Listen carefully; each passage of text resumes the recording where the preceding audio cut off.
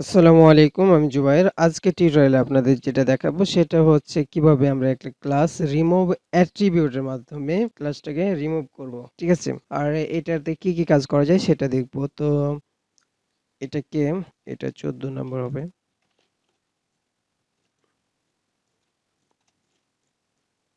Remove attribute আর এটার নাম্বারিংটা আমরা change করে দিলাম 15 নাম্বার। আর এটাকে গো লাইভ করে নিলাম। তো কি করব, রিমুভ এ ক্লাস এটাকে নিলাম, নেওয়ার পর এই যে এখানে যেটা আছে সেটা নিচে পেস্ট করে দিলাম বাই রিমুভ অ্যাট্রিবিউট।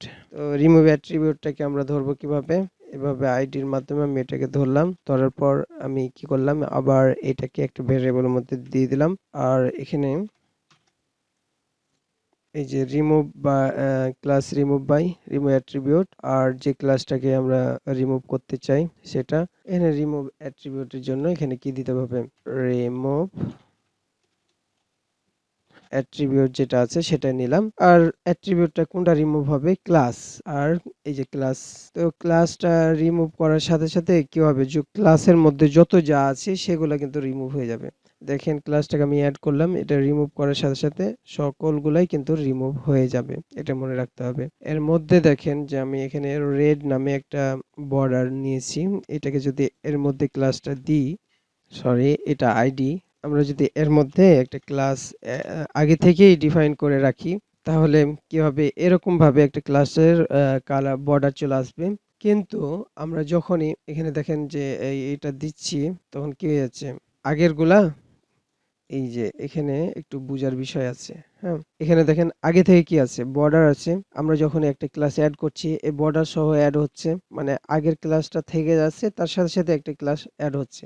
রিমুভ করার সময় শুধু ওই ক্লাসটা রিমুভ হচ্ছে, আর অ্যাড করার সময় শুধু ওই ক্লাসটা অ্যাড হচ্ছে। টগলের বেলাও একই, শুধু মাই ক্লাসটা অ্যাড এবং রিমুভ হচ্ছে। আর ক্লাস, এই যে এখানে দেখেন class add by class name, name দিয়ে যখন আমি ক্লাসটা অ্যাড করতে যাচ্ছি, তখন কি হচ্ছে, আগের যে ক্লাসগুলো ছিল সেই রেড নামে ওই ক্লাসটা কি হয়ে যাচ্ছে, রিমুভ হয়ে যাচ্ছে। আর এখন দেখেন আমি যখন একটা ক্লাস অ্যাড করলাম, এখন কি আছে এর মধ্যে, এই ক্লাসটা দিয়ে খেয়াল করবেন, এখন দুটাই আছে। অ্যাড রিমুভ করার সময় ওইটা চলে গেল।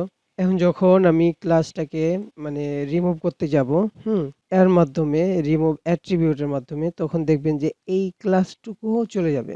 দেখেন ওই ক্লাস কথাটাও নাই, এই রিমুভ অ্যাট্রিবিউটটা এই কাজ করবে, মানে এইটুকু না দিলেও কাজ হওয়ার কথা।